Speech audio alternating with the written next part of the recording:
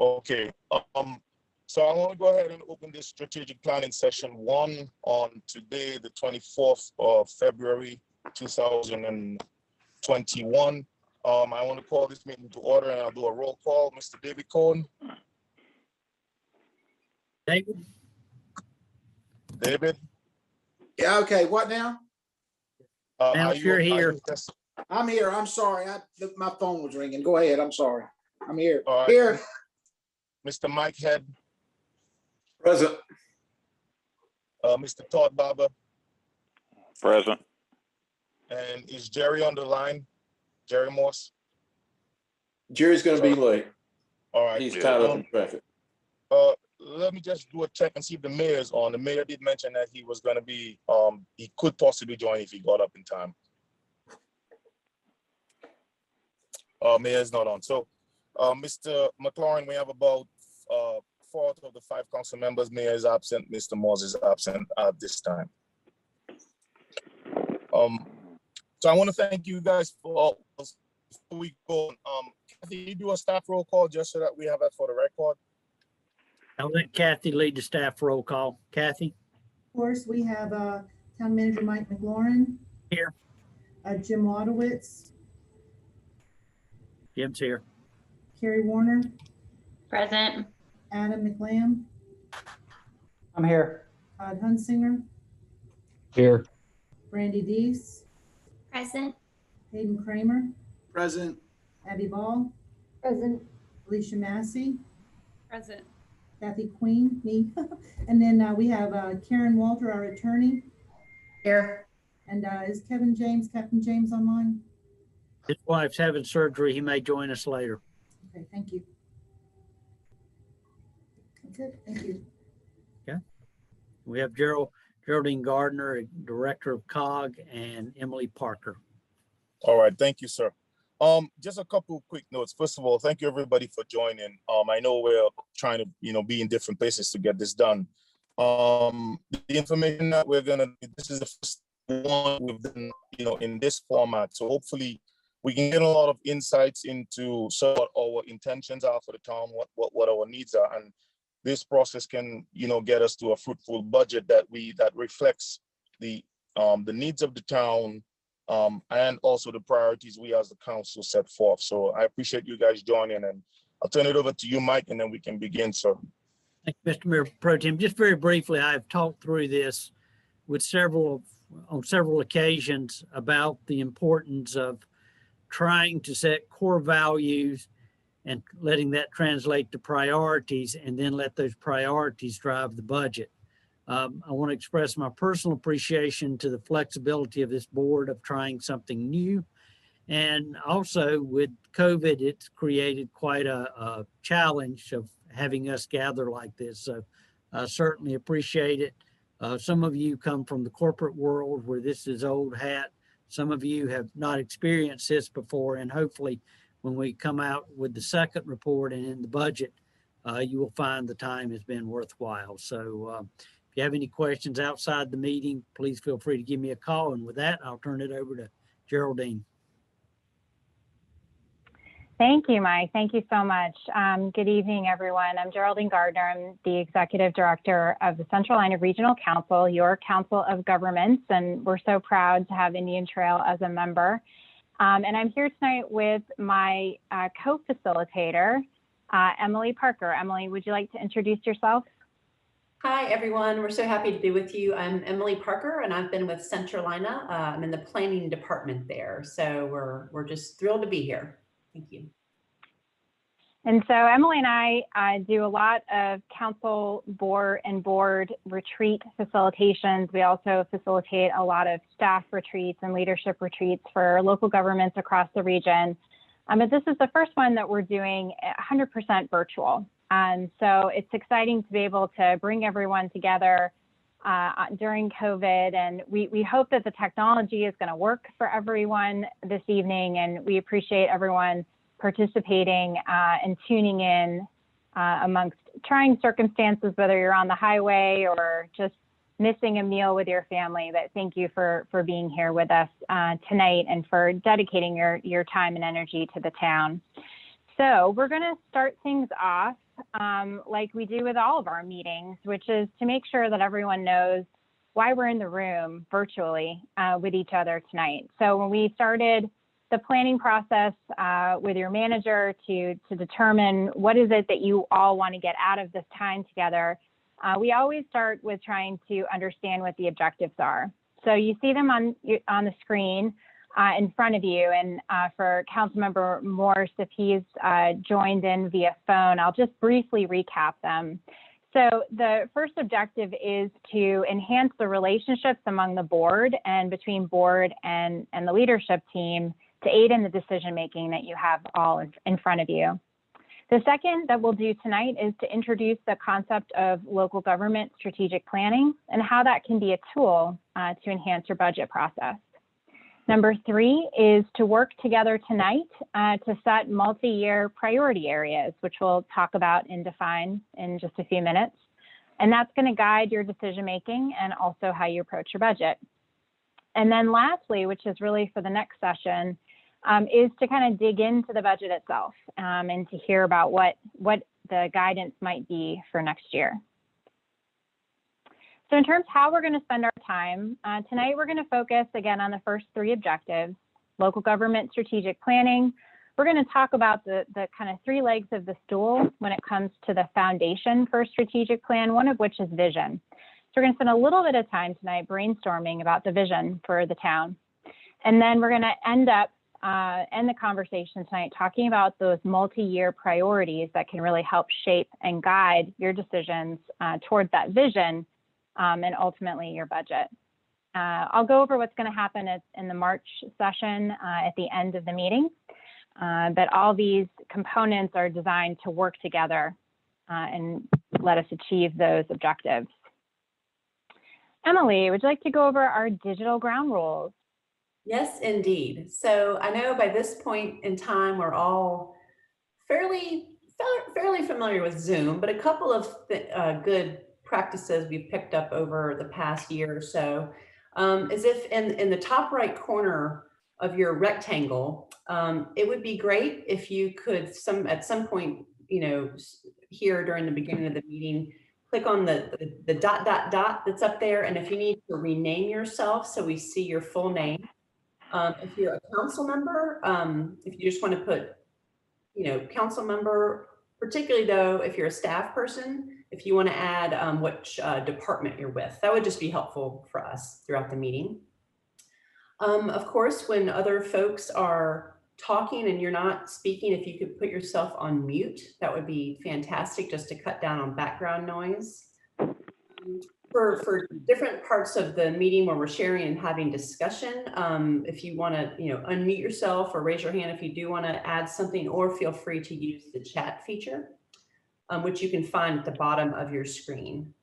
And then for questions, we're kind of on a good little time frame this evening. So if you could hold any questions till the end of a particular presentation, or use the chat feature, which we'll monitor throughout the meeting. And just basic ground rules, whether you're in person or whether you're virtual, is that meeting success needs full participation from folks, respecting the comments and ideas of others. One of my favorite ground rules is assuming you have something to learn, asking for what you need, and that could mean seeking clarity on issues if you need further information.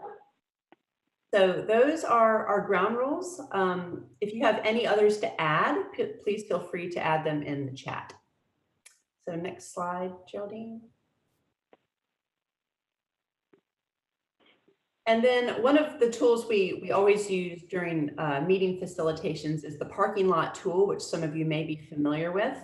And this is used when an idea or a conversation comes up that's important and that we don't want to lose, but it isn't necessarily germane to what we're talking about at the time. So the parking lot is a place where we will put ideas that might need to not be lost, but maybe shouldn't be the focus of conversation at a certain point. If we were in person, we'd have a flip chart with the word parking lot written on it, but we're not. So I have a separate Word document opened on my computer, and I'll be keeping track of any items that belong in the parking lot. And at the end of the meeting, if there are any, we can revisit. The next slide. Okay. So let's move into a bit of a warm-up exercise. So if y'all can look in the chat, if you haven't already, there's the Poll EV website information is there. If you look at the very top of the chat, you'll see a message from me. If everyone can go there, and we will start a warm-up.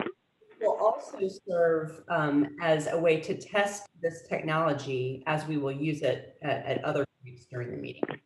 Okay.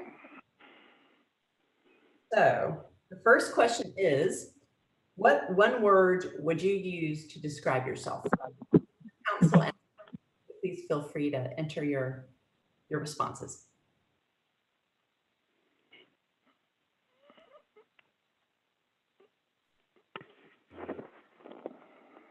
Councilmember Barber, I see different in the chat. And for anyone who's on the phone, if you like to just verbally answer the question, we can enter in your idea for you. So you've got a word that you want to use to describe yourself. Feel free to throw it out there. Jim says friendly.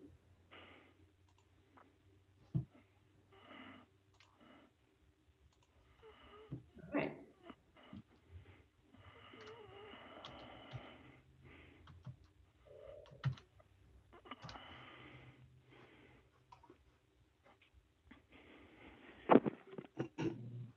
I apologize for my late arrival. This is Councilmember Morse.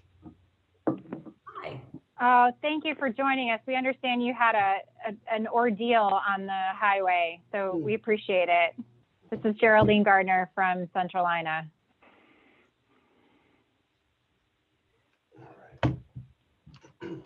Okay, Emily, I think we've got everyone. I think we do. We have a lot of calm going on. So that's fantastic. That's great. I think someone put friendly. I don't see that. And someone put different. So if we could punch those two in, that'd be wonderful. So friendly and different.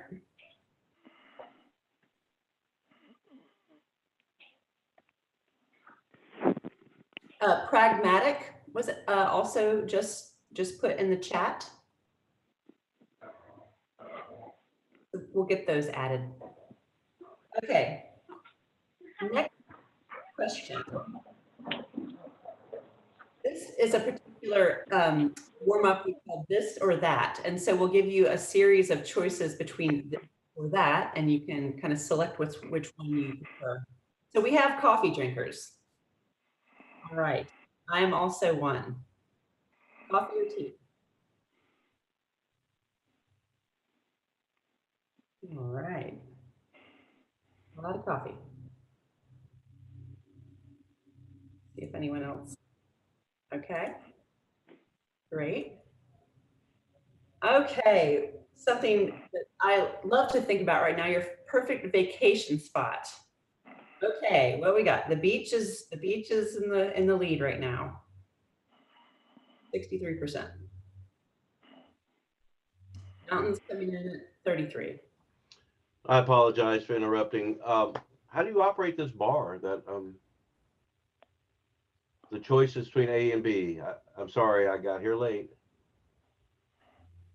Councilmember, I'm going to send you a chat with the link where you can get connected. Bear with me one moment. This is great. This is just why we're doing this, to try it out and get everyone acclimated. Here they're using a thing called Poll Everywhere, where you can anonymously hit one of two answers. And I think Geraldine's sending you a link now. Yep, just open up a new browser and you'll see it.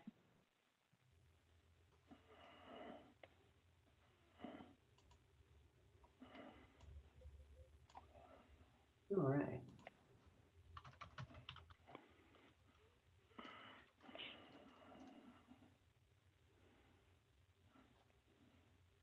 Sorry, Emily, my slide advance is a little sticky, a little slow, but the next one should just come up.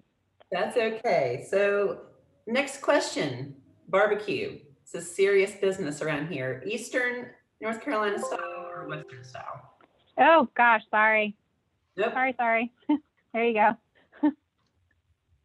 Decidedly, ooh, almost decidedly. Very much, well, we'll see. All right, Eastern style, ooh, we're divided here. Okay. Ooh, 50-50.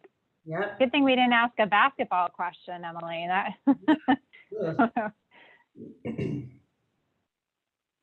All right, let's Okay. go to the last one, Emily. Yeah. So that is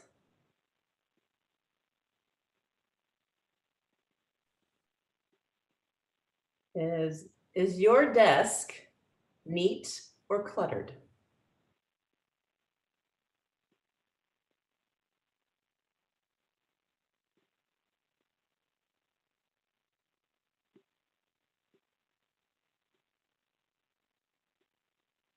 Neat. Neat wins. Do you Fabulous. think everybody's telling the truth here, man? I would be in the cluttered column for sure. Great. Okay. Do y'all, council members and staff, do you guys feel reasonably comfortable at this point using Poll Everywhere? More or less? Good. Okay. We're going to come back to this for some more serious questions, but we just wanted a few little teasers to make sure it worked and everyone knew how to get on and use the software.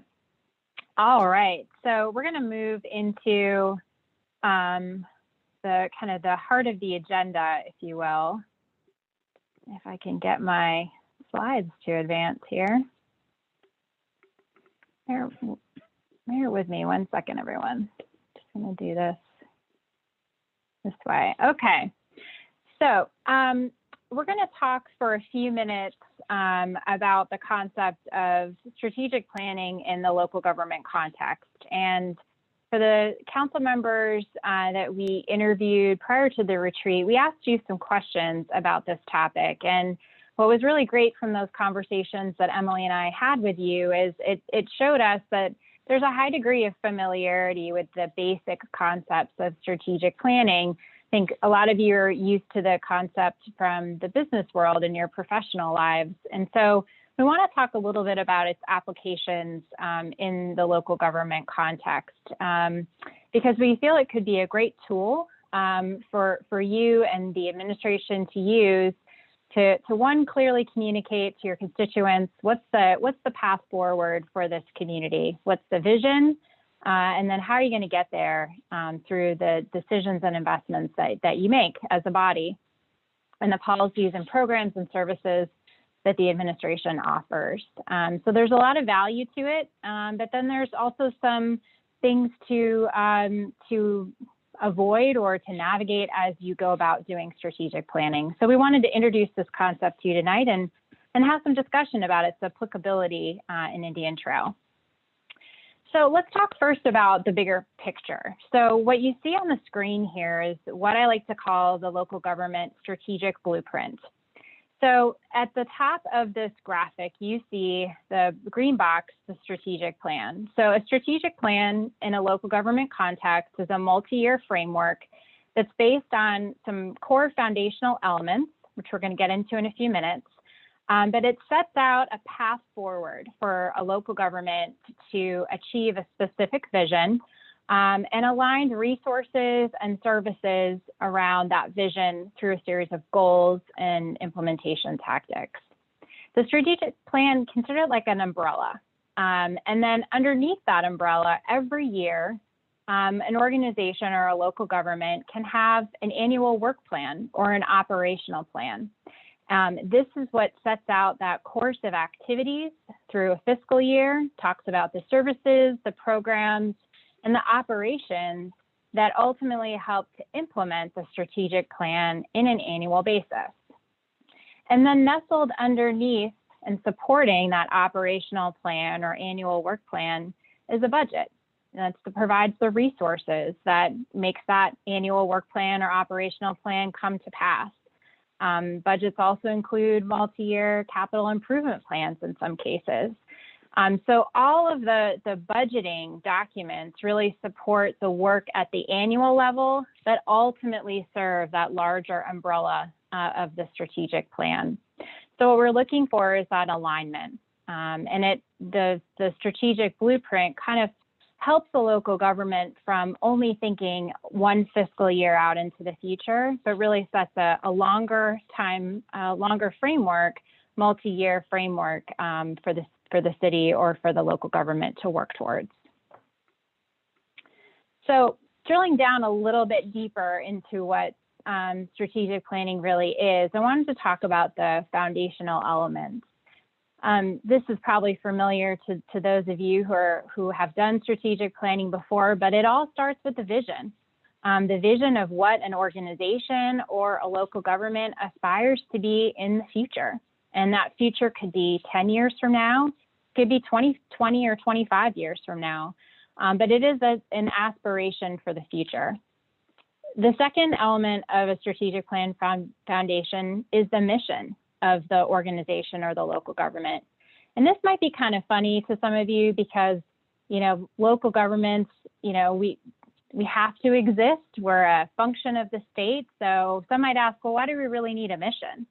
But in many ways, it helps for a local government to have a strong and articulated mission, especially for the employees of a local government that want to understand what is their ultimate purpose for coming into work every day and working so hard for the constituents? What is that, you know, ultimate why that they exist in service?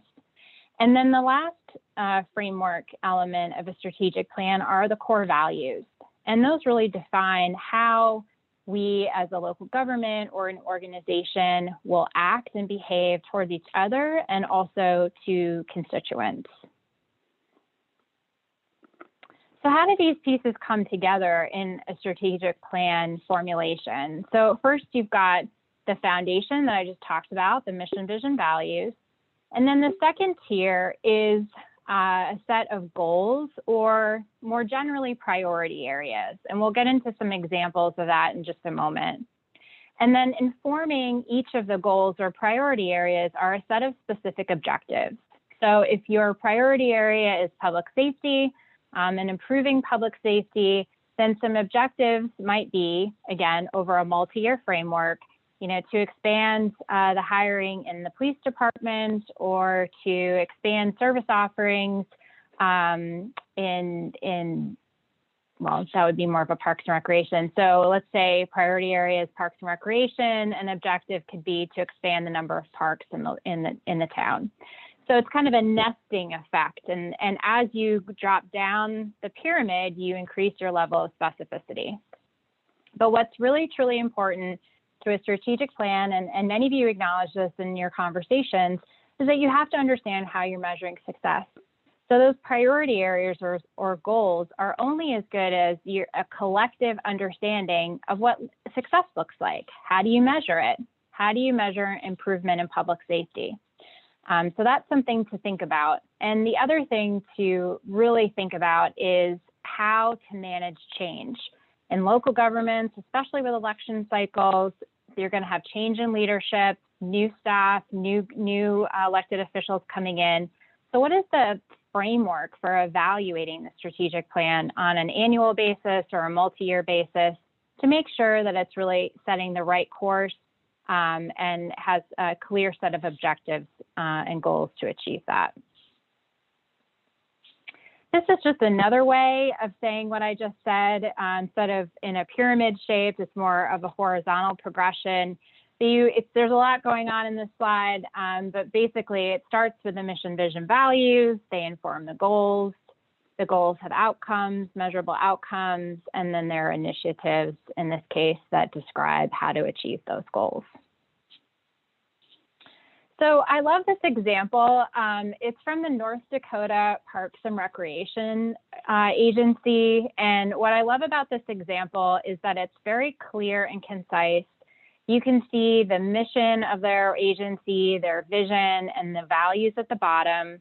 At the top of the table are their priority areas. You can see strengthen communications there, optimize planning. You can see that those priority areas will take a multi-year time horizon to actually make some progress in those areas. So they're the right level of detail. And then in each column, you see a set of strategies or objectives that help to implement those goals. So under strengthen communications, develop and implement a marketing department. So certainly that's going to take some time to do that and suggest, again, a multi-year framework for action. So we wanted to take a pause here and recognize that some of you, this might be new information, others it might be kind of old hat, but maybe new for the local government context. And just kind of get the pulse of the council first about your impression of strategic planning and its potential value for the town. So we're just going to open it up to any comments. Emily's going to be taking some notes. And after we hear from the council, would love to hear from Mike and the rest of the team. So who would like to kick us off?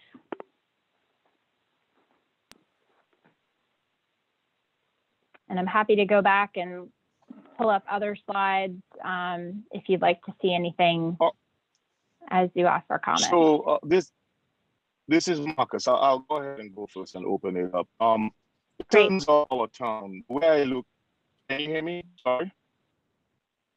Can everybody hear you or not? Oh, okay, good. So in terms of our town, the growth that we've experienced in the last, I want to say 20, 25 years has been, a lot. It's been a lot. Our population size, the size of the town, the amount of residents living there, all these things, even the amenities that we have in town, it's been a lot.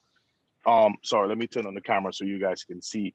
And that by that, we've had somewhat of a vision, but I think the strategic planning and the potential in terms of the value for the town, I think is critical right now, because we're approaching a period, I think, where it's gonna be difficult to find new land to build in the town. Kind of turn that phase where we are nearing maturity in terms of where we go, how much housing is going to come to the town and so forth.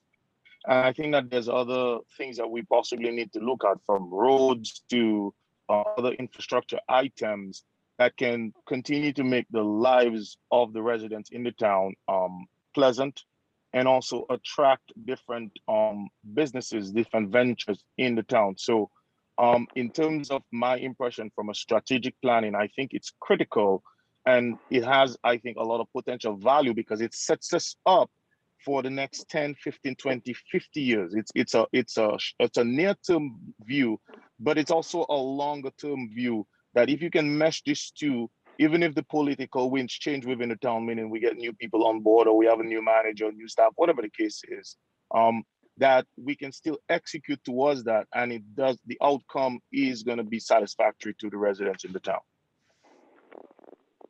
Thank you so much for kicking us off. I really appreciate those comments. Who would like to weigh in next? Oh, this is Todd Barber. I think the goal is to have what I call smart growth and try and maintain what's really a suburb and family community that's safe, and you have parks and things like that. So I think the struggle a lot of times is you can look at East Charlotte, where they used to have Eastland Mall and all that, and that area was a booming suburb type community at one time. And now you look and it's gone way downhill. And then like you look at different parts of Charlotte and how it's grown. I mean, we don't want to be Charlotte. I mean, if you go downtown and look at the big blue bus warehouse owned by transportation, my grandma grew up right there. That used to be a neighborhood.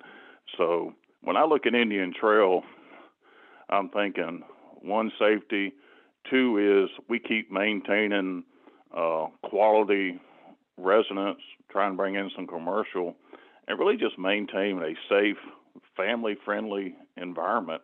To me, you know, I think a lot of time people get away from that, and then the town runs down. So my goal is to keep progressing to the goal of where I think, you know, most people move here as a family or they retire here. So I think the goal is to maintain that environment. That's just my opinion. Thank you. Thank you, Councilmember.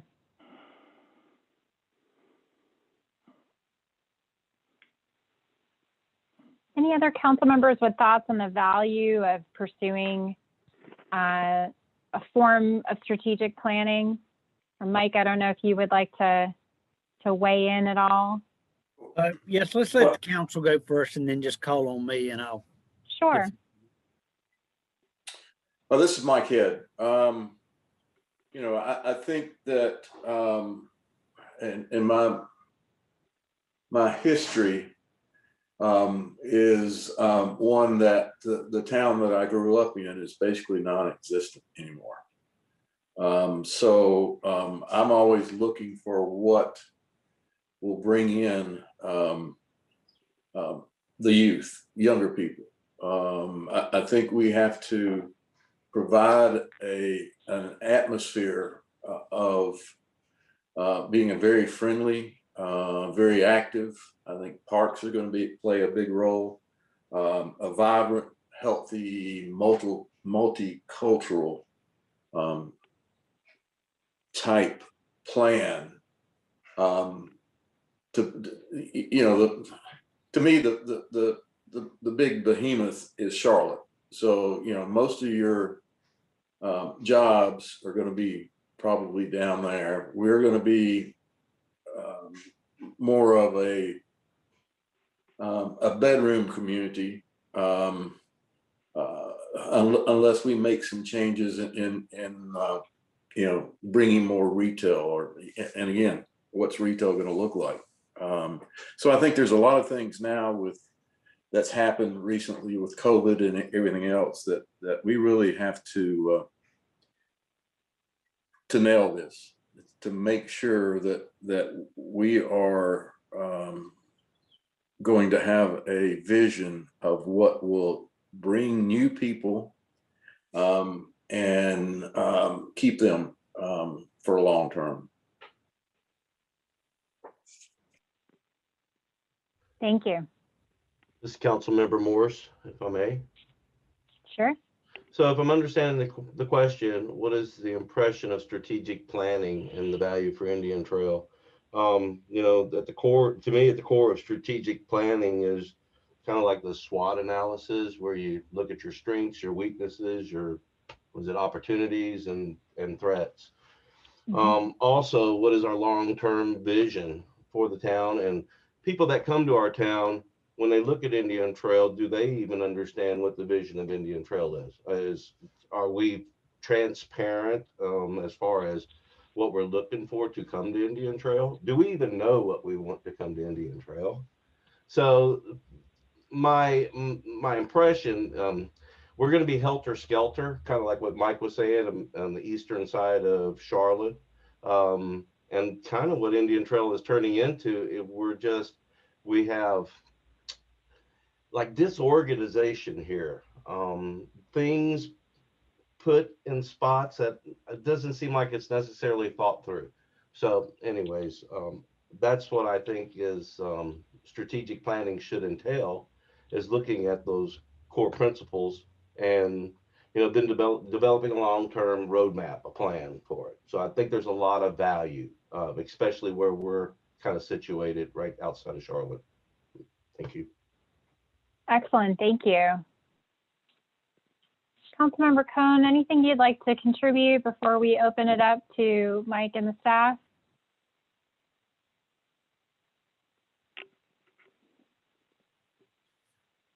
David, are you there?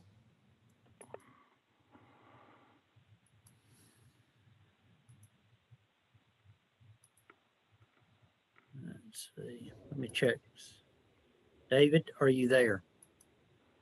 I just checked the participant list and it looks like he may be offline unless he phoned in. I don't see his name though. So he may Yeah. he may have dropped. He may have dropped, or he may have cut out. But we can probably go to the next one. Is that everybody on council, Geraldine? Yes. Unless Have the you- mayor has joined us and we don't know. But as far as I know. He is not. Okay. Yes. If you could text David and kind of get a feel for what's happened very quickly, and then I'll let the staff jump in. The impression of the strategic plan is one of the things I learned in my 20 years of employment at Central Line Regional Council, I think that's right, is how growth occurs. And if you look at this region, it's going to occur on the Charlotte side, whether we like it or not.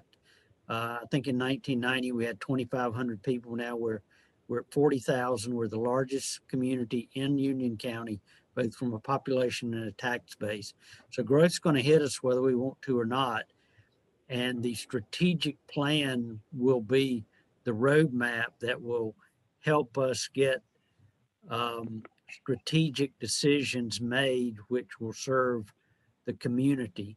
Each generation changes. Our Indian Trail, if you look at the Park and Rec Master Plan, you'll see we're becoming a more diverse community.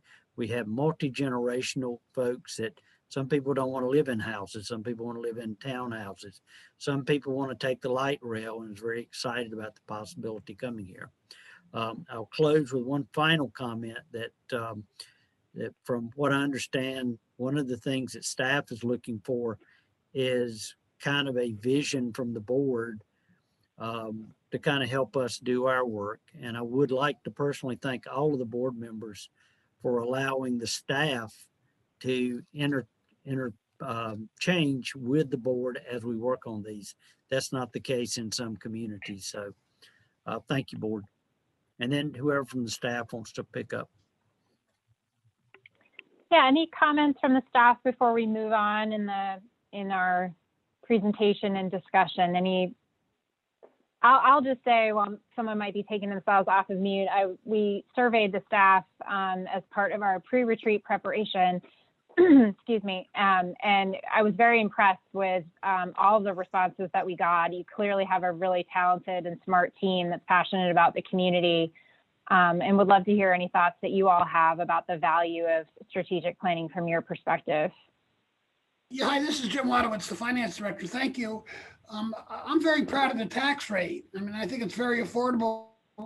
It's a very nice place to live and work, and people come down. I mean, it's, there's been bad weather up north. People are going to come down and look at our schools and our tax rate, and I'm very proud of that. I think it's important. Thank you.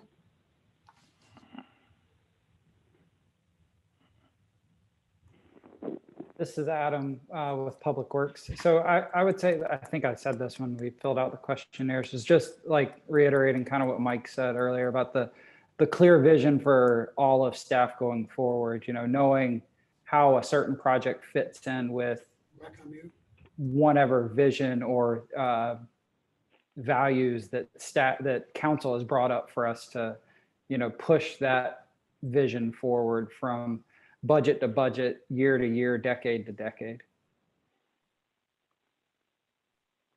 Wonderful. Anyone else? I'll chime in. This is Hayden from the Park and Rec Department. I think from our perspective, we have a mission statement and values and are driven by that. So I think for us, it provides us a roadmap in our department to stay grounded and to make decisions. I think it helps with planning and making sure, that we are truly serving the residents, that we're not, just springing into action and giving the squeaky wheel the grease. We're servicing all of town, north to south, east to west, and not someone that's just raising their hand. And then I think it also, we are growing, whether we like it or not, it's something that we need to plan for. And we need to plan for it now. So when it happens, we're prepared, so whether that's buildings or facilities, I'll plug the parks, if we don't do anything, we're going to continue, or you have the potential to slide. So I think, overall, this is a positive thing. I'm glad we're taking that step forward. Great. Well, it's important to just kind of take everyone's pulse on this topic because it's a commitment to embark on this work. If you're going to take the time and devote the resources to doing a strategic plan and doing it thoughtfully, it's just not something you can kind of whip up, in a week. Especially if you're interested in engaging your constituents and in the public in the process. So it's wonderful that there's some strong support, and we look forward to, as we go through this process, to be able to give some additional advice and food for thought as you continue it. So some of you in your comments started to allude to the vision and to the importance of a vision, and that's where we're going to turn to next in our discussion. My PowerPoint slide will cooperate. All right, so just want to revisit this graphic again that I introduced to you all, sort of the trifecta, or the three-legged stool of the strategic plan foundation. So again, vision is really about what we aspire to be in the future. So it is aspirational. And words really matter when it comes to a vision statement, because it declares where your community wants to be in the future. It will be that North Star around which everything evolves and revolves, whether that's the operational plan or the annual work plan that we talked about, the budget, day-to-day decision-making when it comes to planning and public policy. And also really important that the vision statement is inspiring, and then it's unique to your community. I think there was a huge trend a couple of years ago where every town's vision statement had some sort of nod to live, work, and play here. It needs to really reflect the values of the community, and it also needs to inspire people and paint a clear picture. So I wanted to share some examples, both from inside and outside of our region, just to kind of get the gears of your mind turning a little bit. So Purcellville, Virginia is a suburban town outside of Washington, D.C., a region that I came from before moving down here for this job. And I love their vision statement: your small town where history and progress intersect and people prosper. Very unique to them. They have a very strong historic preservation program in their community, but they're right on the edge of Washington, D.C., and so they're growing and they're trying to harness that growth for prosperity. I've also included the mission and core values for each of these examples, but just going to focus on the vision statement. The next example is a little bit more local. Sorry, a little bit of a,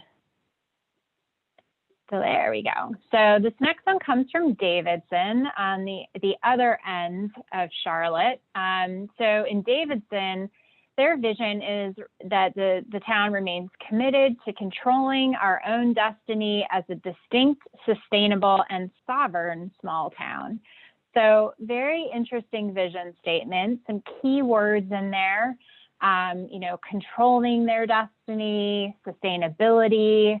I would love to have a conversation with their manager about their idea of a sovereign small town and sort of where that came from, but it's very distinctive. And you can see their mission statement here as well. Another example also from north of here is from Mooresville. So Mooresville has a couple of key words in their vision statement: a safe, vibrant, and diverse community that is inclusive to all.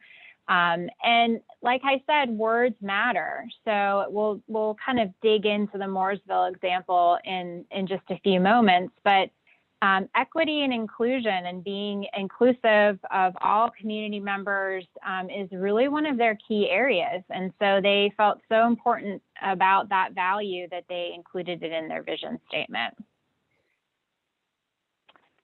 So let's take another kind of group pulse check moment just to hear a little bit about, why having a vision for the town would be important to you in your work. And some of you already have touched on this before. So maybe another question that you could answer is, how would it add value to your work that you do? How would you use it if you're a council member and making decisions, or in staff and how you direct your teams or to guide your resources?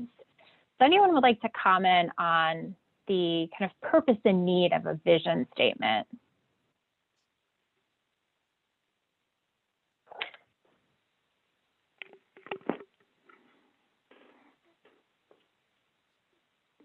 The vision statement, to your term, acts as a North Star. It's the guiding force of everything we do.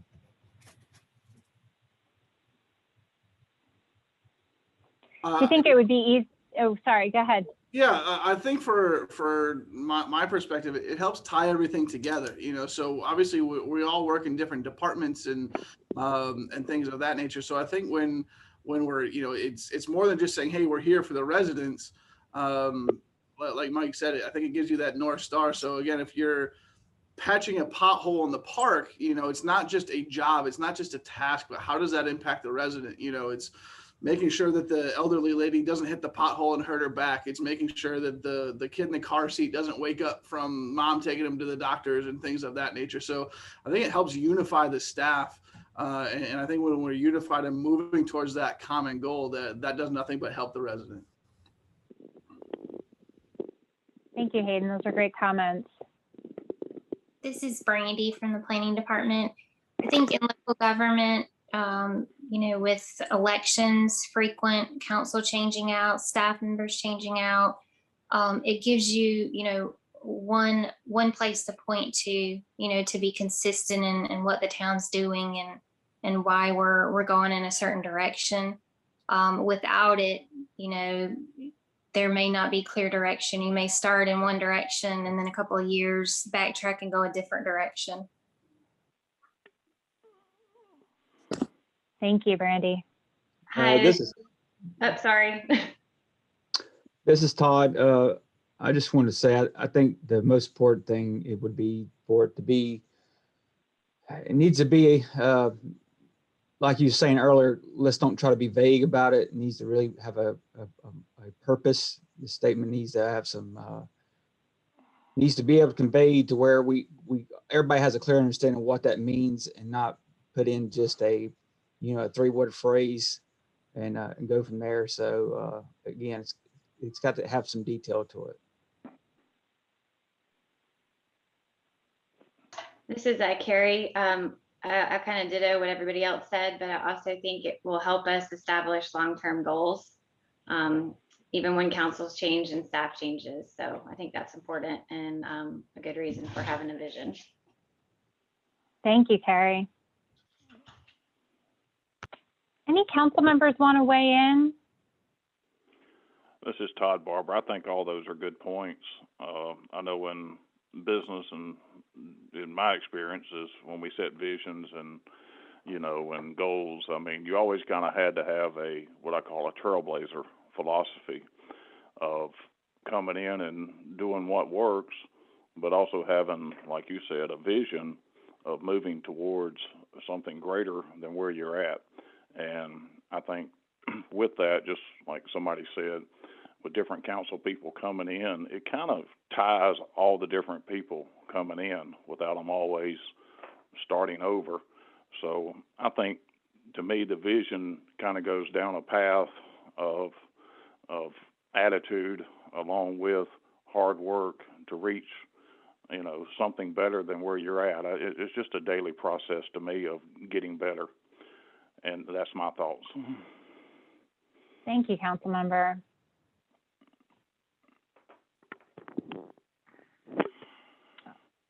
All right, well, we're going to keep our virtual train moving down the tracks, and I'm going to pass the baton to Emily to talk a little bit more specifically about vision as it relates to the. Great, thank you, Geraldine. So a couple of weeks ago, both the council and leadership team took time, and we do appreciate it. Y'all took time to fill out a survey and or be involved in a pre-retreat interview with us. And so what you see on the screen. I did it already. Oh. From last time. Oh. But I couldn't. What you see on the screen in front of you is a word cloud that shows responses to the question, what 3 to 5 words would you use to describe the town today? So this is a snapshot. This is y'all's opinion on what Indian Trail is today. And the bigger the words are, the more they were mentioned in the survey or interview, as we know how word clouds work. So growing, obviously the giant there, potential, opportunities, great services, fiscally sound, let's see, well-staffed. Yeah, so growing, definitely being growing, and potential being big themes that come out there. And Geraldine, if you could go to the next slide. So we also asked in the survey and pre-retreat interviews about looking ahead to Indian Trail tomorrow. So the question was, what is your vision for the town in 10 years?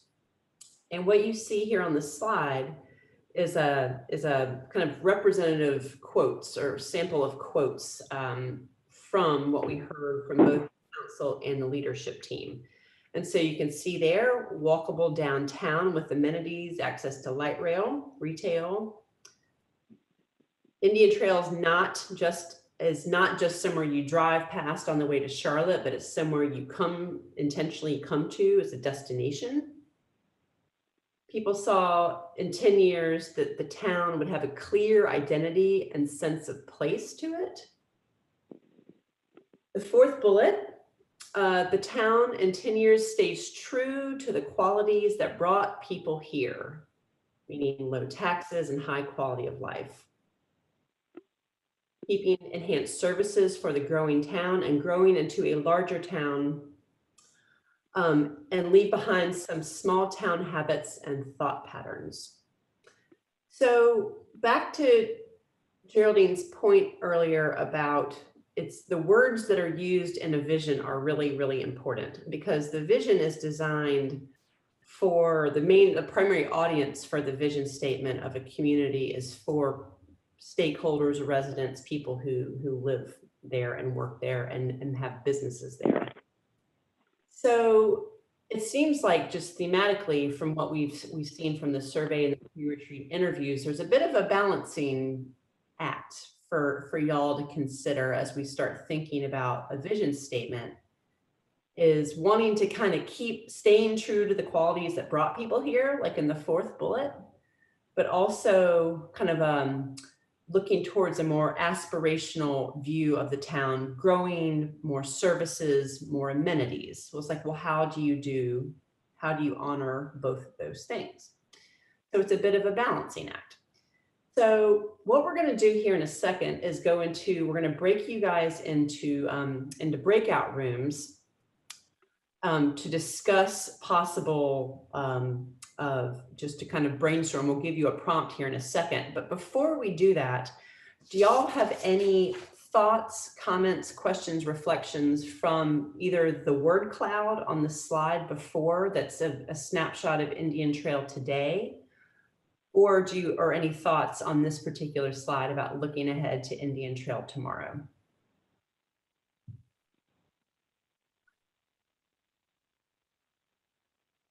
Well, I just want to point out, this is Councilmember Morse. I don't know if I missed it, but I didn't hear it, but I saw it. Traffic nightmare. Yes, that was at I believe, the top of the word cloud. Yes.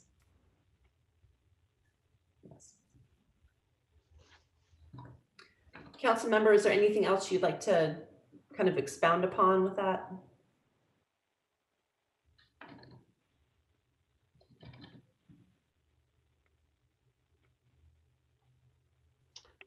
Well, the traffic nightmare, I'm looking at this list as we're going into a larger town, leaving behind the small town. the habits. One of the habits here is that we don't keep up with our growth, our infrastructure.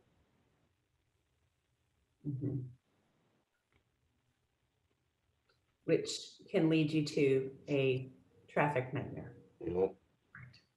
Okay, thank you for that. From any One of the words, Sir, please go ahead. one of the words I saw this time when you put it back up was old fashioned. I don't want to be old fashioned. You know, that's kind of the area I came from was everybody aged out and we didn't have anything to bring younger people in. So I think as the way I view old fashioned is not a trait that I want to have for this town. You know, the vibrant, the growing potential, all that is more in line with what I think we need rather than old fashioned. Okay, thank you for that. Do any other council members have The other one they changed. thoughts on either this slide with the word cloud or thoughts on vision for the town, what you'd like to see in years? So this is McIntyre. We're in a unique position, right? Our proximity to Charlotte, and the other trends that we have with people moving into the Charlotte region, looking to probably live outside of Charlotte, not in Charlotte. The draw of Indian Trail is the low taxes, the proximity to Charlotte, and the suburban area. That being said, the big word that stands out here is growing, right? We are gonna grow whether we like it or not. It's gonna happen. The small town has left the barn. I am a product of the growth because I moved here back in 2007. But some of the challenges that come up for us when we look at the growth, and the first word on there is the traffic nightmare. We do have traffic issues, but I think that is probably something that's happening all over the country. That being said, the funding mechanism pose some problems for us as elected officials in Indian Trail. We're limited in terms of the financial abilities that we have to alleviate some of those problems, even if we wanted to. But also it's the ownership of the roads. Who owns the road? So when I look at these things of the growth, but then I see things like the high demand, all these things do encapsulate what our present situation in Indian Trail. And then the real thoughts behind this is how do we go about really trying to find that balance with the smart growth, as Mike had said, to attract the younger persons here, or those who live here will go to college, come back and try and have them stay here. How do we provide these things to entice them, but also the families and also the senior citizens or those who are a little bit older than in the town. So these are all the things that I sort of look at and try and figure out how do we go about doing that. Thank you, Mayor Pro Tem. That's great. Thank you so much. Before we move on to exercise, This is Todd Barber. Yes, please. I'm sorry. Well, anyway, if you're putting together what you're saying is like a vision statement, I guess when you put all the stuff together, you hear from the residents, you'd probably say something we're looking like smart, sustainable growth that promotes what we have a very safe environment here with our education, family-friendly resources, while we preserve our values, our good qualities, and look to promote a diverse culture. I mean, that would, to me, is kind of what you would put something together like that, for a vision statement for our town. It kind of fits. That's just what I think. Thank you for that, Councilmember Barber. You're ahead of the game in terms of our next activity, so hold on to that that statement. Before we move on, are there any other comments from council members? I think we have not heard from Mr. Head, and that's okay. But are any comments from staff before we keep moving?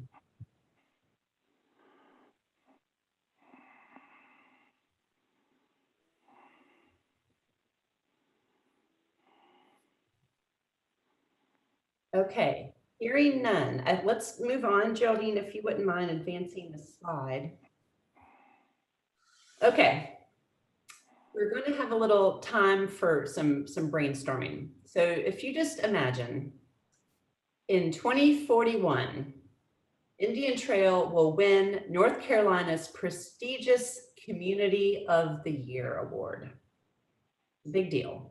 20 years from now, Indian Trail will win the state's Community of the Year award. So just keep that in your head. That's kind of the prompt. You could go to the next slide, Geraldine.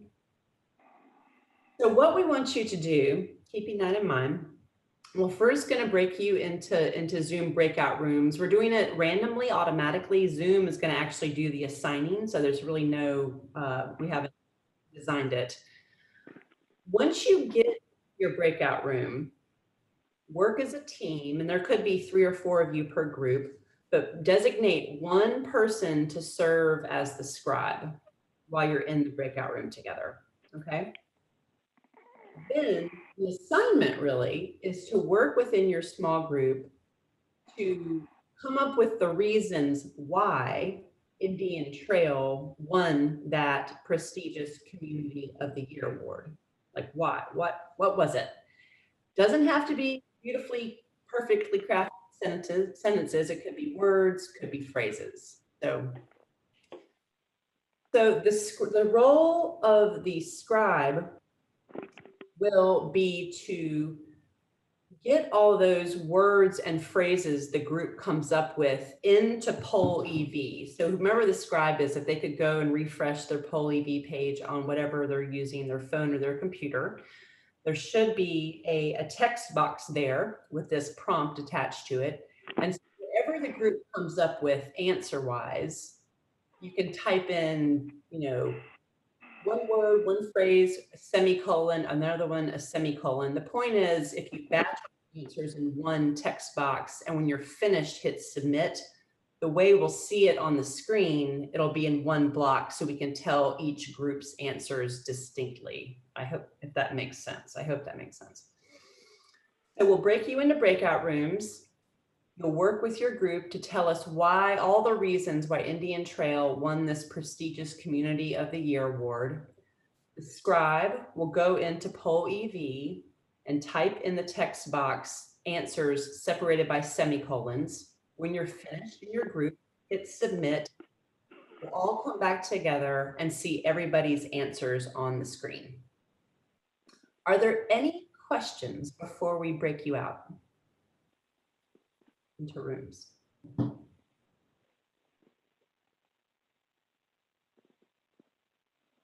Okay, I think we're ready. So I'm going to create the rooms. You're going to see a prompt on your screen asking you to join a room. Please hit accept. If you're on the phone, you'll be automatically whisked away into that group. And we'll give you a prompt and let you know how much time you have left. But we'll start off with an initial about 5 to 6 minutes of an initial brainstorm, and then we might give you some additional time. All right. Happy brainstorming. All right, welcome back, everyone. If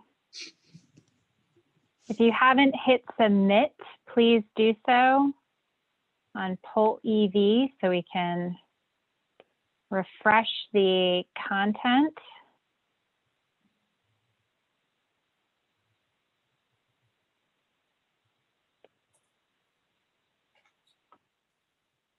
Let's see. Emily, I'm just going to stop sharing for a moment. I think we should have everyone back.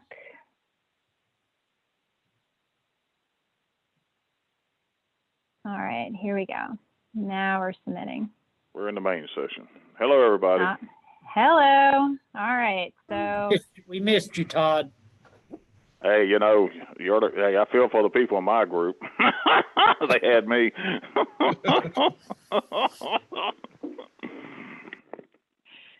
Emily, can you see the screen with the comments? I can. Okay. All right. Take it away. Everyone's back. Okay. We have some busy groups here. This is great. So I'm just going to kind of read out here. So first group, I'm not sure which number it is. Pedestrian friendly downtown with residential, outdoor dining and shopping, festivals, outdoor music venues, community gathering spaces, like farmers markets, craft markets, amphitheaters, different options for exercise and outdoor enjoyment for all ages, cultural venues, safe, low taxes, and great schools. So can someone from that group kind of unmute themselves and maybe say if there's any commentary or any thought, kind of additional thoughts to offer on your process, maybe for coming up with this? That would be great. I'll start up. I think we all, the first thing that came to all of our minds was what would we want to be living in? And so I think that's kind of the basis for where our answer came from, because all of us are thinking, well, where would we want to be? And that's how, then this is where we all chose, so we would watch it. Yes, it is. It sounds wonderful. Yes, Carrie, Kathy, and Karen in this group, and Jim. Great. Okay, thank you. Thank you. Okay, the next entry, beautiful downtown area, entertainment, amazing parks, maintaining the small town feel. So would someone from this group like to offer any additional commentary?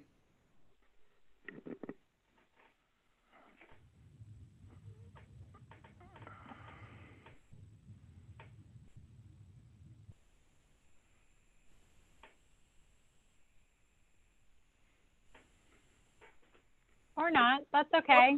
Or not. That's a good list. That's right.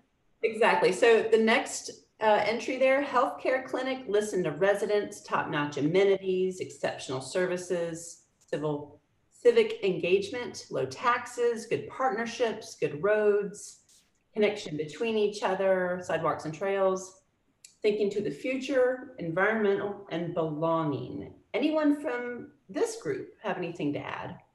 So that was group 3. That was made up of Hayden, Councilmember McIntyre, myself, and Jim. So yeah, we were just trying to think, again, I'll say kind of what Karen said, trying to think about things that we would like, in a place that would make it to 2041 to be that community of the year. I guess kind of trying to be all inclusive, trying to grab everybody, something for everybody that may be in that area. So that may be, needing a good partnership or needing a way to get around to different places, or, needing services. And that could be something that we don't provide, but you find a way to make those things happen. Right. Great. Thank you, Adam. Okay. Second to last there, listed, forward-looking, cutting edge, vibrant, multicultural, multi-generational, pedestrian friendly. I'll skip a few. Connected and inclusive, walkability, a gathering spot that is vibrant. You have a little bit of everything, something for everyone. So would someone from this group like to shed a little more or extra light on what's written here?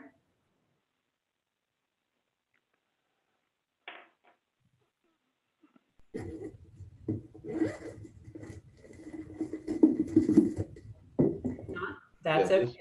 That's a wonderful, wonderful list. And then last, finally, excellent customer service, quality of life, improving services, safe community, aesthetically pleasing community, extraordinary community services, friendly business. Any comments on the last entry there? This is Todd.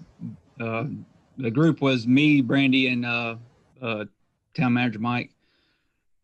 Basically, I think we were just thinking of what we were kind of thinking different than everybody else, I guess. We were just thinking, what could you do to be it? And basically, these are what we came up with as far as what we thought somebody's going to win that. Even if it's another town, what would be the service or the goal or whatever you want to call it that they could provide to make that to achieve that award. So great. Thank you, Todd. Many thanks to all of you for taking the time to do that and bearing with the technology and breakout rooms. It seemed to go all right. So I think we're ready, Geraldine, to move on to the next part of the agenda.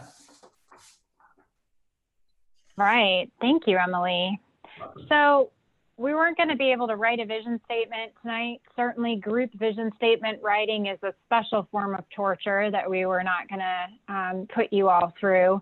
But it is important to start the conversation, especially if you want to take those thoughtful steps towards creating a vision statement. Having the council's leadership and the leadership team or staff's insights on these issues is really critical, as is that of your constituents. So we wanted to kind of get the conversation started tonight, because one of the main outcomes and outputs from tonight's meeting is this next part of the agenda, which is where we're going to spend some time talking about priority areas that will guide the development of your budget. Now, it's kind of it's a little bit of a balancing act, to come back to that term again that Emily used. You know, we introduced the idea of strategic planning. Strategic planning takes time to develop thoughtfully, but you have a budget to produce, and you have a town to run and to lead. And so you have to be able to kind of walk and chew gum at the same time. As you're working on this strategic plan and putting those pieces into place, you still have to make progress, towards a budget. And so what we want to do tonight is introduce the topic or the theme of priority areas as a tool that you can use as you develop your budget for next year. So just a reminder again, the strategic plan foundation of mission, vision, and values really helps to shape or to set the priority area goals. So we're kind of suggesting tonight that you're not necessarily skipping a step, you're just making a temporary step of discussing what some of these priority areas can be for your upcoming budget as you look to potentially develop a strategic plan. So we're not talking out of both sides of our mouth per se, but we do want to acknowledge the fact that, it's not timing is the issue here. So in terms of priority areas or goals, how they relate to the budget, let's kind of get down to brass tacks. So priority areas or goals, and I'm going to show you some examples of them in a few seconds from other communities. They're kind of the big buckets, right? The big ideas that help to implement your vision, of course, but they're organizing principles of the work plan and of the budget itself. So these can be things like public safety or economic development. It could be, qualified workforce or expanding your workforce. And then under each priority area in developing an aligned budget is going to be a set of ideas, the plans, the projects, the programs, the service areas, the investments that you can make that directly help to realize those goals or priority areas. So for example, if one of your priority areas was, a talented and competitive workforce, then one of your investment opportunities might be some sort of training program for staff or a merit adjustment or some other things that relate to human resources, succession planning, for example. All of these are big, it's like a wish list, right? It's what the staff might need, it's what the council might want to see. And at your next session, we're going to hear from your team about what some of those investment opportunities might be, and you're going to give your feedback and help to prioritize that.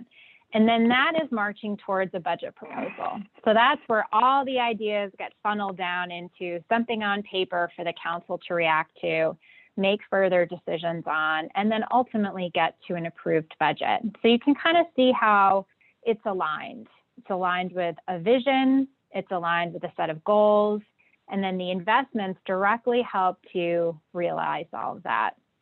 And one of the benefits of having an aligned budget like this is that it clearly communicates to your constituents, this is what we're investing in, and this is what you can expect as a result of your tax dollars being invested in these areas. So just a couple of examples. So talked a little bit before about Davidson. These are their priority areas. You can see they are buckets. a well-planned and livable community, historic preservation. I love that they included an internal goal called operational excellence. So you can kind of see that it's not a laundry list, but it's a pretty significant list here. But this represents the areas that they're going to be focusing their time and attention and resources on in a multi-year framework. Coming back to Mooresville, another example showed you the mission, vision, and values from Mooresville. These are their priority areas. Again, leading off with something internal, customer service, transparency, and citizen engagement, and then turning outward to issues like economic development, infrastructure, public safety, and recreation and cultural services. So a balance of that internal and external set of priorities. So turning now to what we heard in our pre-retreat interviews and in the survey. So we asked you all a series of questions related to what you see as the opportunities for the town over the next 3 years. The flip side of that question, of course, is the challenges. And then where would you invest to really navigate those challenges and leverage those opportunities? So you can see on the screen in front of you a list of the themes that came from those conversations. So a lot of you talked about downtown, creating a downtown, about diverse businesses and not just having residential development, but also commercial investment and development. The importance of directing growth came up quite a bit across all of your comments. Several of you mentioned the light rail opportunity, and then related to that, sort of the sense of place. You know, how do we create a identity and a sense of community and a sense of place in Indian Trail? The park system and other quality of life amenities was a theme, as well as roads and infrastructure. We've heard that a lot tonight, that they're aging, that those systems are aging, and that they need to adapt to support growth. And then lastly, public safety was a major theme. Those are more of the external facing opportunities, challenges, and potential investments. On the internal side, we have this first bullet here that reflects again this balancing act that Emily mentioned, you know, being known for low taxes, but having some expectations or maybe some desire in the internally and also amongst your constituents to invest in certain areas. The need for resources while keeping a low tax rate. Many of you talked about the importance of external partnerships and especially collaboration with the county on things like roads and schools. The election cycle was brought up in several occasions. And then these last three bullets really relate to your team. So looking at staff development, you know, make sure you've got the highest, you know, and most talented team, thinking about succession planning, technology, and then space for staff. So these are some of the themes that we heard. And what we'd like to do is just get your reaction to this list, because what we would like to do is identify a set of priority areas from this list. You know, the buckets of activities or investments that you think are going to be really important to build your fiscal year 22 budget around. So I'm going to leave this up and just invite our council members. Mayor Pro Tem, maybe I ask you to kick us off. You know, when you see this list of items, what is top of mind to you in terms of the priority areas that you might want to build your budget around for the coming year?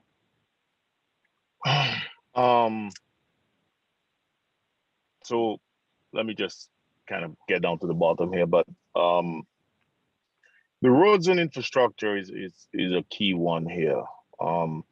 Although we don't have ownership of a lot of the major roads around the town, but we trying to figure out ways that we could include monies in the budget to sort of use that opportunity to, you know, entice the state to provide some funding for that. The low taxes and other areas of investment, even the diverse business community. How do we go about trying to bring people in?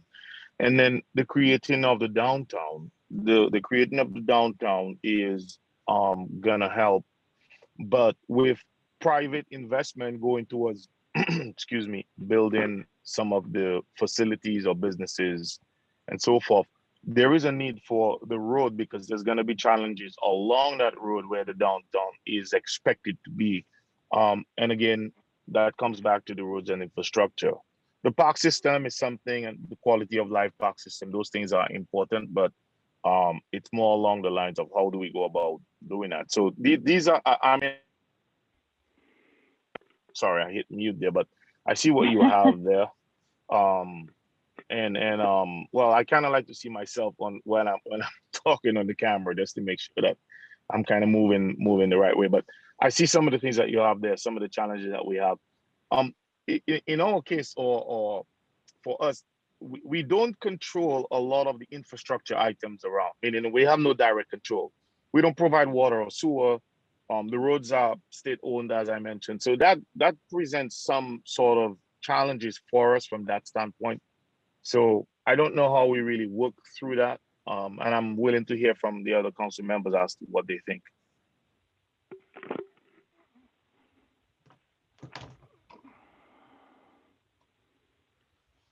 Any one of you guys can chime in. Mike, Jerry, Todd, you go ahead. Okay. This is Todd Barber. Just honored to hear that the mayor pro tem is wanting to hear my opinion, so I appreciate that. Well, our first thing is what we look at. We got a great contract with the sheriff's department. So when you look at this chart, public safety, and this is in terms of budget. It's like Mr. McIntyre said. I mean, we don't have a lot of roads, and that's mostly all that's maintained and done and built through North Carolina, through the state. So, we look at public safety, maintaining our contract with the sheriff's department, and make sure that they're maintaining the proper, quality that we want here for the residents. So when we budget, that's one of the things we're going to look at is, do they have any needs or things added to? The next thing we do is through our taxes, we provide trash service to the residents. So that's a big item that has to be taken care of. And when Adam McLand comes in with his department, of course, we're going to be looking at, making sure that we're maintaining the quality of service there.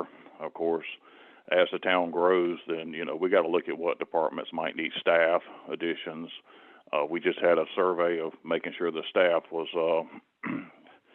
adhering to other cities as far as pay. So we want to make sure that, the people are getting promoted, getting the education they need, and opportunity there for advancement and raises. Then, of course, as Mr. McIntyre mentioned, we're looking at potentially doing something with IT, with the Indian Trail Road, and I know Alicia's there mentioned different ones about the downtown feel.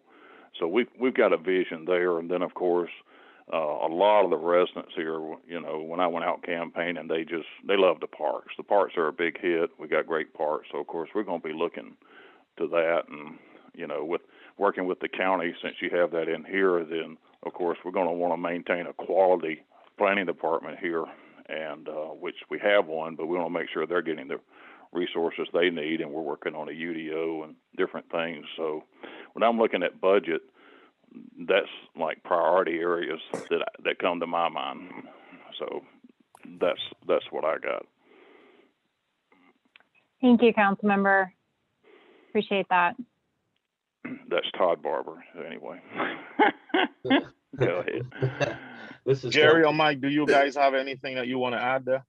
I do. Yeah. This is Councilmember Morrison. Thank you, Councilmember Barber, for the comedic relief. A little carryover from last night. Anyhow, so as some of these opportunities and challenges and investments, roads and infrastructure. Yes, we can't do a lot with the state roads necessarily unless we want to pony up some money and look at some of those roads and perhaps acquire them and deal with them ourselves. But we do have a lot of neighborhoods and local roads, you know, town roads that still could use some love. And I think that's a pretty important one. Public safety, yeah, biggie. Again, you know, I love living in a community that is safe and is pretty much known for low crime. Yeah, excuse, can we, excuse me for a moment? I have a situation with one of the cats. I'll be right back. Okay, no problem. I'll go ahead. While we wait, you go ahead, Jerry. No, this is Mike. I'll go ahead. Yeah, go ahead, Mike. Yeah, I'll jump in.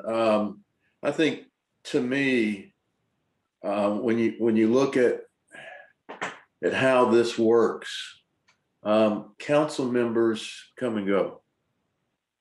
Staff is a lot more permanent, and I think we want to do everything, or I would like to see us do everything possible to keep a good staff. Actually have, as they said, staff development and succession plan. I think we need to spend a lot of money in that area to give our staff, you know, let our staff tell us what they need to become better.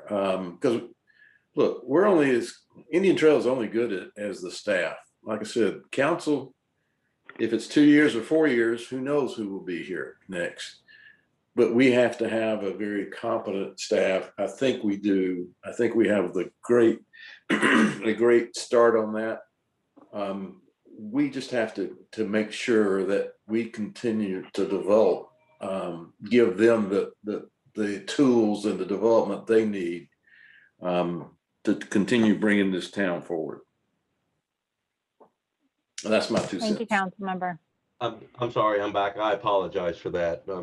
I had a situation here.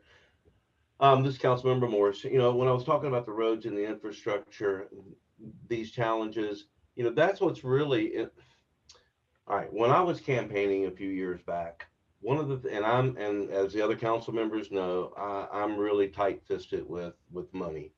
But the one question that I asked the community was, if we had to raise your taxes as a council, where would you want to see that money spent? And I heard an overwhelming voice saying, fix the roads. Now, again, we're back to that, you know, the state owning the roads, but where I'm going with this is we've had a reevaluation. There is possibly going to be some additional monies, and maybe we could spend those towards our infrastructure, whether that's the roads, the sidewalks, or whatever, so that we can have a sense of a place for investment, so that we can direct the growth and attract the development in certain areas. And so anyways, I wanted to first mainly apologize for bolting due to a situation, and then to finish up my comments there. Thank you. Thank you. Appreciate that.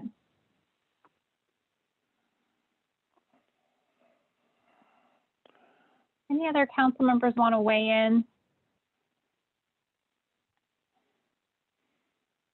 Mike, anything that you'd like to add from your perspective?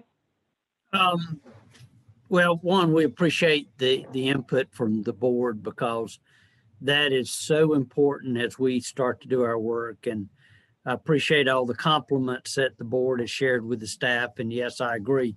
We've got a motivated, generated, or energized, talented staff. And I've worked with a bunch of them in my career. As I look through the list that you had, I'm seeing some common themes, transportation being one of them. And I've talked to several of the board members about the multi-year process beginning to take over some state roads. And I think the downtown, recreating or redeveloping a downtown, is going to be one of the most critical decisions that this board makes. And one of the ways we're looking at that is, once COVID begins to lessen, taking some road trips to some other fast-growing cities to simply say, how did it work for you, and what worked well and what didn't work well. One thing that was touched on a little bit also was, how do we bring businesses to the town? We've got Chris Platte We are starting some baby steps internally that we haven't really talked about greatly because we don't have the details of how do we bring a diverse retail business to town? How do we target what we need and where does that go? And of course, public safety always, public safety in parks always continues to remain at the top of the list, because if people aren't safe, they're not going to come here. And I'll mention one last thing. One of the things we've talked about is how do we make Indian Trail become the place that people want to go to, as opposed to just another town on 74 as you're going to the beach. And staff, with your consent, Geraldine, staff or Karen, town attorney, may have some thoughts. Yeah, please weigh in. We just took you off screen share because we're setting up for our final activity, and we're just kind of transcribing some of these ideas for an exercise in just a moment. So would love to hear from the staff. Karen, if you'd love to kick us off.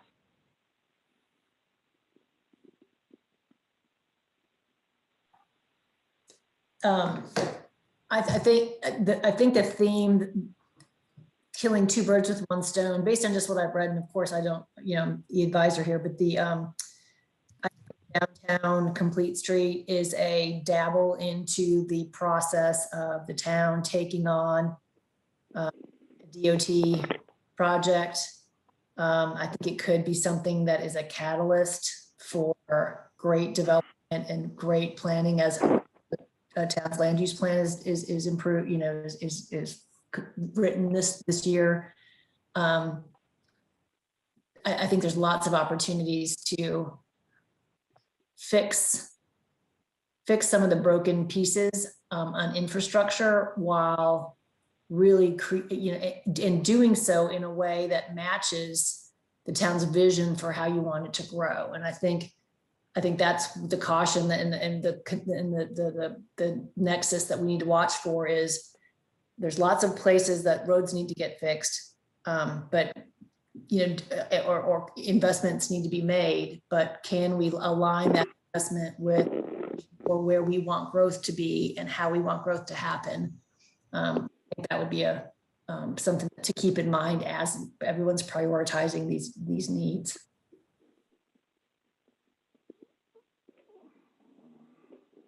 Others from the team?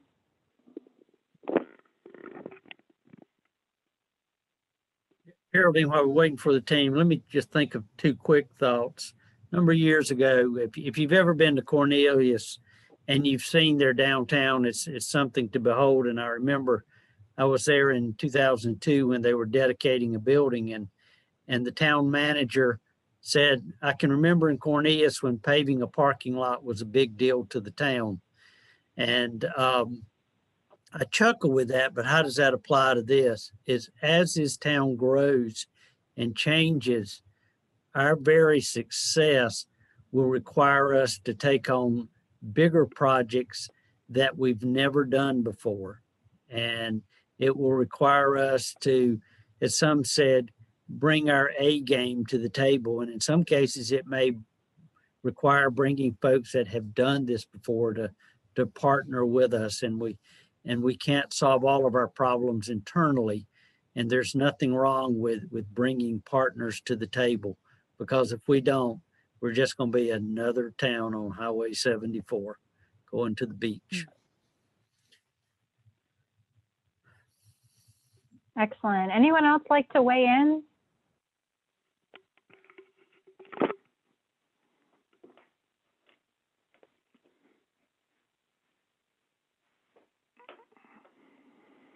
All right, so just finishing up our exercise here. We were taking notes as you all were talking, and what we'd like to do in just a moment, I'm going to ask you to go back to our good friend, our good tool, Poll EV. You could pull up that screen again. And what we have for you here is, hopefully if it works, All right, so we've got some of the themes that you all were just talking about. And we'd like you to rank them.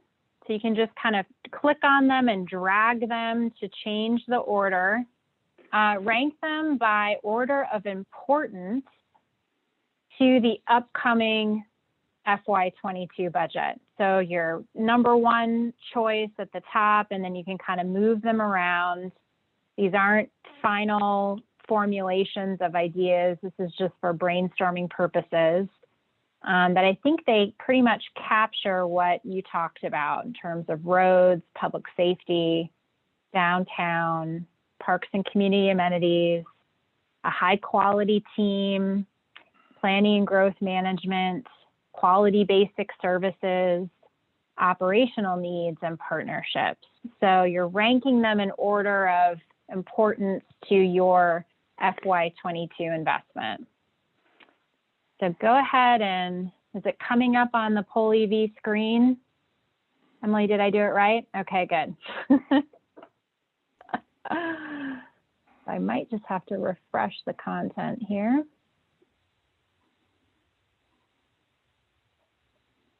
Synchronizing slide, that sounds promising.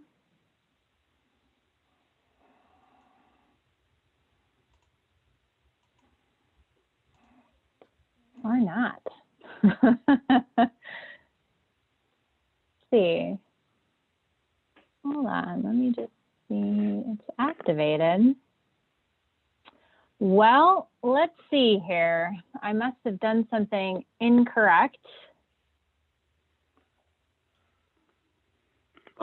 Feedback, it is working on my end. Okay, well, Councilmember, tell us what you put in your order. Ah, wait, there we go. All right. It just needed an extra push. Okay. All right, so why don't I get you to react to this list? Surprises. I don't know. What It didn't are work your for me. comments? You know, it didn't work for me. But anyway, go ahead. Todd, I struggled with it for a moment there. If you put your mouse over to the left side, then these little boxes show up that have that are toggle boxes up or down. Right. Maybe that's the problem. Little Joe was sitting on my mouse. Now I'm gonna start moving mine. Okay. Looks like it's working. All right. Okay. So now we're getting some movement in the rankings. Well, this is interesting. All right. So for right now, number one, it just changed again. All right. So we're just roads and infrastructure and creating a downtown are kind of neck and neck. Planning and growth management, followed by public safety, parks and community amenities. Let's take if anyone has not yet done their rankings, please take another moment to do so. Just conscious of the time, and this is the last thing we're doing. We just want to make sure we hear from everyone before we wrap this up. All right, I think this is it. Mayor Pro Tem McIntyre, can I just get some quick impressions from you on this list? Because what happens from here is Mike and team will be using this to prepare for our next session. So what are some of your thoughts and maybe some guidance or expectations that you might have for the next steps? Yeah, so for the roads and infrastructure, I think that's top on everybody's mind, even from the residents themselves. The creating of the downtown, that kind of gives us the opportunity to really shape the town and to have a downtown. We don't have that, so that's good. And the planning and growth management, that comes into play with some of the issues that are coming up front right now, dealing with water and sewer from a county perspective, but also what do we as the town elected officials, what do we approve? How do we manage the growth that's coming, but doing so responsibly and also in line with the state statutes, making sure we don't run afoul of anything, putting the town in any danger there. As I think Councilman Bauer mentioned a couple some time ago or recently, dealing with the public safety, we do have a very safe town, if I can say that. Our sheriff's deputies do a really good job, and we do have a very good relationship with the sheriff's deputies and Union County government. So those things are important. The parks and amenities, this is a draw, or this is really like an added benefit to the people who move here. How do we create opportunities for them to really get out and enjoy themselves in the town, the amenities, the events that we have, that our Parks and Recs, we do a really good job. And the one about high quality team pay, training, succession planning, I think those things are important, but I think that's a facet of us growing as a town, kind of maturing versus where we were before, where we were trying to put things together. But now that, maturity in terms of the government and how the town is run, I think those things come into play there. And the trash collection, our trash, our public works director recently went through the process of kind of reconstituting the trash, aligning it, sort of streamlining it, making sure it's a little more efficient. And then the building and technology, I think we saw a couple slides on that last night dealing with the parks and some of the things that we were thinking of. So I think this order is really good in terms of the priority, the importance. I think Mr. Moore just mentioned something about the roads, but if I can say this, I think we have to really put some monies up front if we want to get the roads built, or we may have to take over certain roads, especially the one dealing with downtown, if we want to get to that next step. And I think if anybody has any reservations about that, I think asking the citizens if they would be willing for us to do that, I think you'd probably get a resounding yes on that item. So I think this is really a good map or a good guideline for staff in terms of how we go about putting the budget together.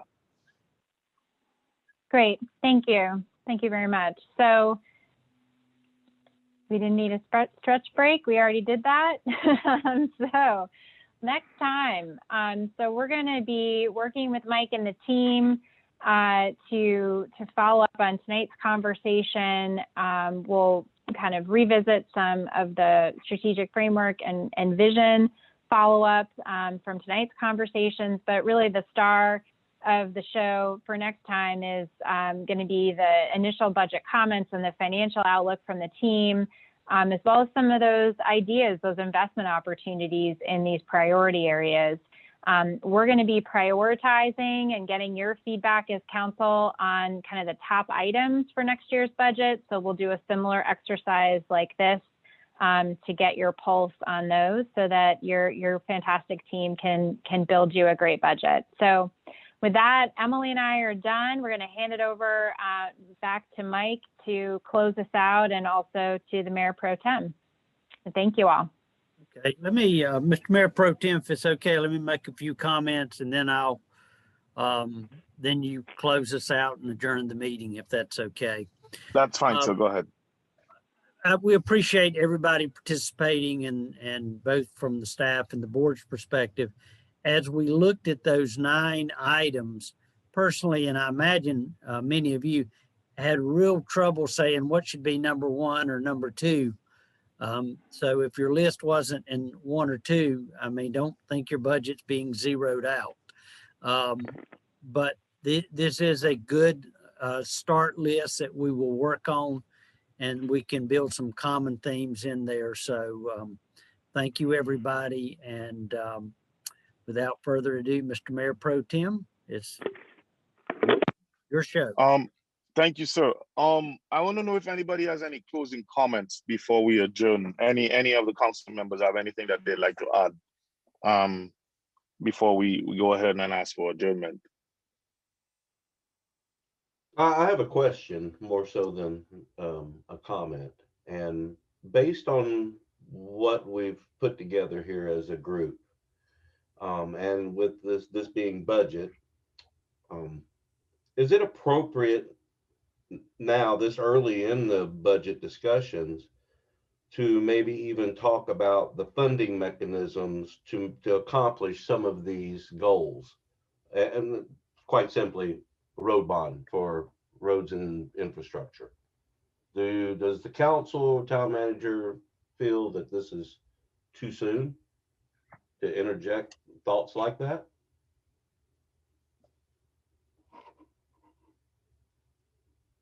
Are you asking my opinion, Mr. Yes, sir. Morris?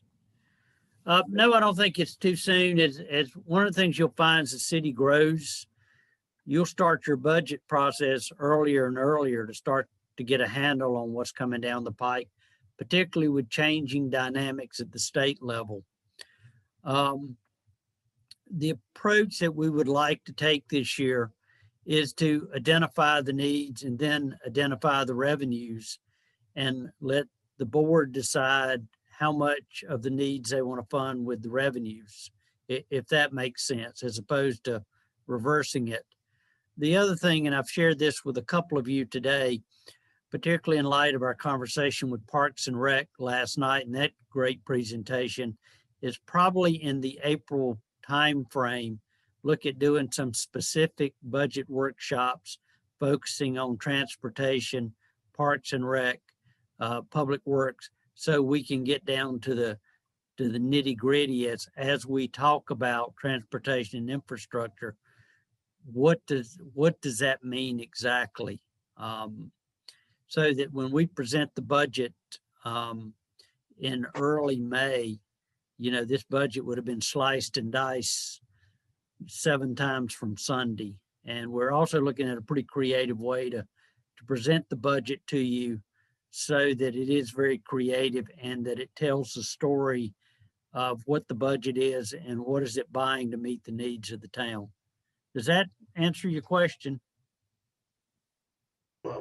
It does to a point there. And maybe this will be a better conversation that you and I could possibly have initially regarding, and this is really where I was going. We looked at, we see the roads and infrastructure as it's an expensive obstacle, something to overcome there.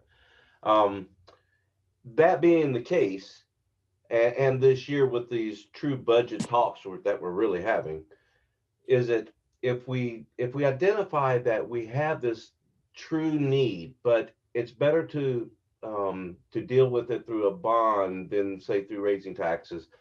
Anyways, I feel like that we could do more as far as spending towards the roads and the infrastructure.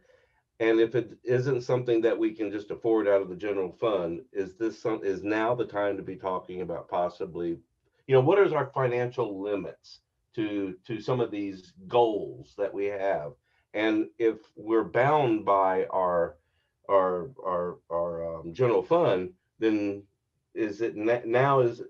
can we get Jim to say, hey, you guys could afford a $100 million bond if you find that there are certain places that you'd like to spend this, if the community was to approve it? I think part of what we'll do is in March, we will give you we won't have hard and fast numbers on transportation, but we can tell you some of the things that we see, which should be priorities. And Jim will talk about finances. You're not ready yet to say we're going to do a bond on it, but what you would say is once you identify some needs that you do want to capture, the second question is how do we pay for it? And unfortunately, you got a pretty healthy bank account, but then you've got the question of would we be better served by doing some sort of road bond? And that's when you make that decision. So you don't have to make that decision right now, but we're leading you down a path to where you will be making a decision of this is the work we want to do now. How do we pay for it? And is bonding the best way to pay for it? And I'll be happy to have a conversation offline if that would be helpful to you. No, that was a perfect explanation, because and then the follow-up question would be, if it is deemed that a bond would be better, would there be enough time to do that for this fall? And these are big ifs. Probably not. One of the things we're going to do is through this process, develop some targets for the next 2 or 3 years. And also because North Carolina is unique, and thank the Lord for them, the local government commission, the state wouldn't let you even do bonds until they've reviewed your finances and are assured that you've got the money to pay back the debt. So it gets back to what I've talked about with several of you about trying to think long-term, 5 years in advance. But good question, and we can have some more discussion tomorrow on it if you wish. Thank you, Mike. Yep. Any additional comments? All right. Thank you. Listen, I think we had good discussion tonight. The interviews that we have, you kind of got to see it together tonight, coming together. So we really do appreciate that, Geraldine and Emily. We do appreciate your time here. Thank you, everybody, for joining. I'm gonna go ahead and ask for a motion to adjourn the meeting.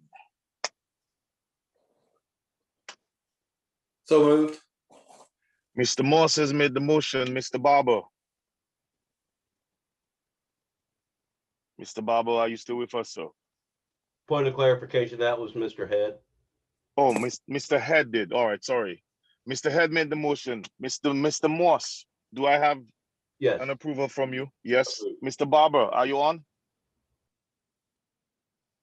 Mr. Barber seems to be not on. Yeah, it looks like he maybe disconnected. Okay, so then I'll go ahead and I'll be able to vote. So I'll go ahead and approve that. So I guess the motion passes and we will be able to adjourn the meeting. Thank you, everybody. Have a good night. Take care. Appreciate the time. Thank you, everyone. Thank you.